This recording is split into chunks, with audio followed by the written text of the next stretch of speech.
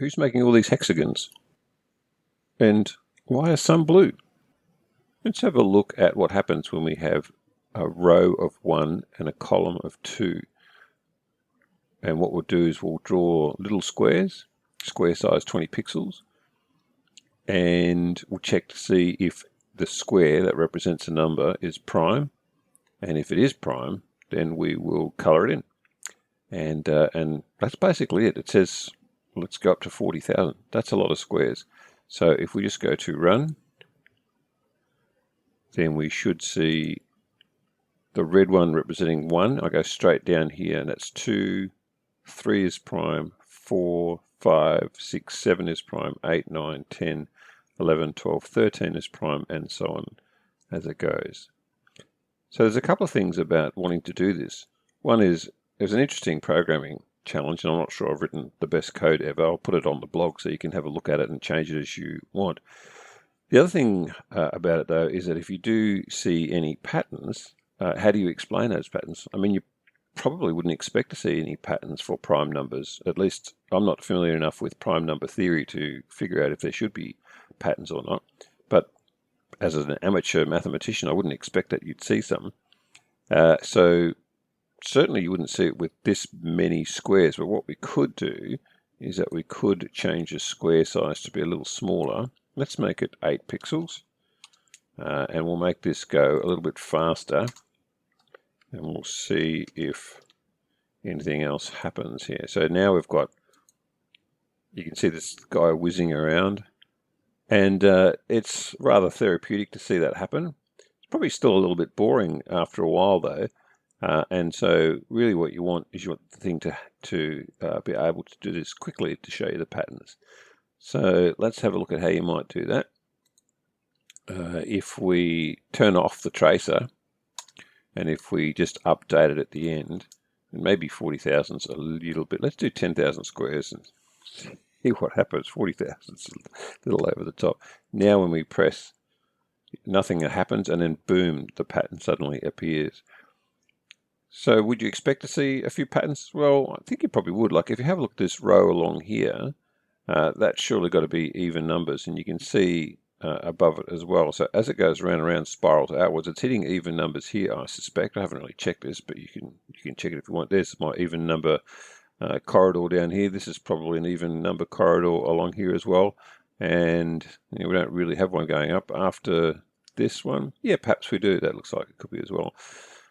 I'm not seeing an awful lot of patterns on top of that. I mean, this is an interesting one that scoots off this way. The rest look like, I don't know, little characters out of Space Invaders, all similar, really. Pretty random, as I think you would expect.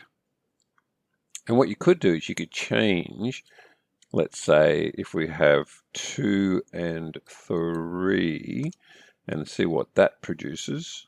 So it should be different patterns. So if we can just sort of remember what that looks like, and boom.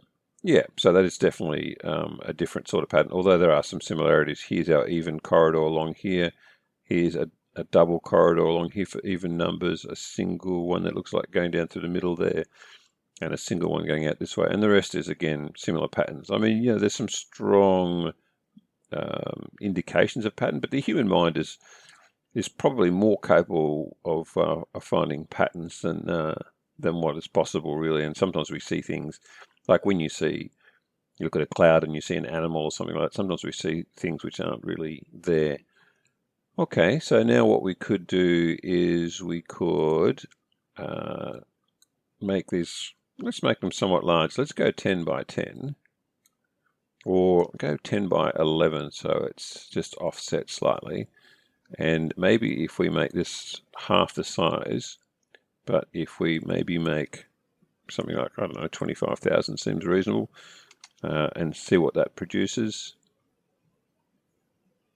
Taking a little bit longer. Whoa, okay. So you can see the square in the middle, so that's our 10 by 11 before it actually starts to circle around. And of course, this is going in a clockwise direction. You could get an entirely different pattern going anti-clockwise. So I'll leave the code for you to have a bit of a play with, and let me know if you spotted any patterns. I mean, I'd love to dial up some numbers here and have this just show a pattern which shows the number 42 or something like that. Douglas Adams would be happy, and I'd be happy as well. But yeah, I think it's just a bit of fun to play with, really. Here's some pre-made ones. Do I have... I think this is 1 by 2. Yeah. Oh, this is 1 by 1. Okay. Anyway, I'll leave you guys to construct these. You can see as you change the size that different things happen. But basically, I'm not seeing an awful lot of patterns. You can just see a little square starting to appear in the middle, so that must be a slightly larger one. Whoa. Okay, so that I think is a 20 by 20 with very small pixels involved. Hurts the eyes a little bit. Are we back to where we were? Yeah. Okay, so there's some ones that I prepared earlier. So that's squares. Let's have a look at hexagons. So this is a hexagon making Turtle Python script, which also colors in the hexagons if they are prime. So let's see what this looks like. So there's our 1, our 2, and our 3.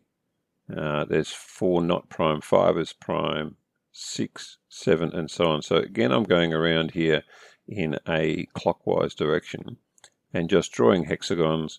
There was a bit of mucking around in the code to get that to go. I mean, one of the things which I set up was an array to find the first hexagon, whether it came, which direction it came out of, if you like, and you can change this as well. I mean, all these things, I'll leave the code for this one on the blog as well, and you can change this as well.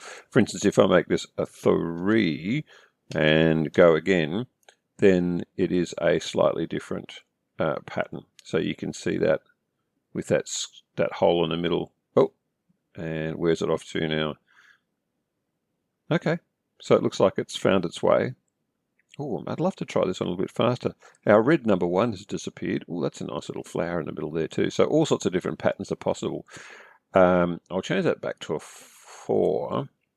And let's make our hexagon size a little smaller. Let's go for, let's say, 8 pixels. And we'll make this a bit faster this time. And we'll see what that looks like. Okay, so back to the original pattern. And you can see that it's just winding out each time. And so after I've done my initial turn array, I then got this fairly complicated method of drawing the sides. And it may not be the best way to do it, but feel free to pick the code apart and rework it and modify it to suit yourself. Probably one of the surprising things with this one, if I make this quite small, let's make it 4, let's get rid of the trace so it's doing it a bit faster. And yep, that should work pretty well. And if we just draw, how many times are we doing this? It's got up to 70 layers. It's a slightly different program than the other one. We'll just see what it looks like. Oh, okay. So, yeah, that's not too bad. It's pretty much drawn the whole hexagon. I mean, if we make this something like 65, we might just be able to fit it into that square. And the square you can change up the top here when you set the height and width of the screen. Now, one of the interesting things about this pattern, I think, is you've got basically what, well, I see 6 sectors, and I see 1, 2, 3, 4 of the sectors being pretty random, but these 2 sectors here are interesting. You can see your corridors of even numbers going out pretty strongly in these directions. And of course, the odd numbers in between are going to be your striations for these prime numbers as they appear. But the interesting question for me is how come that doesn't happen in the other sectors? So, and if I just change some of the parameters, if I make this, for instance, a 2 here, and let's draw this one again, what actually happens? Now you can see this time that these striations, or whatever you like to call them, these lines, go out in these 2 sectors, but not in these ones. So I think that's actually pretty fascinating. I'll leave the code for you to play with. It's an interesting video this week, not a circuit as such, but let's call it that's the code working. And we'll see you next time. Enjoy.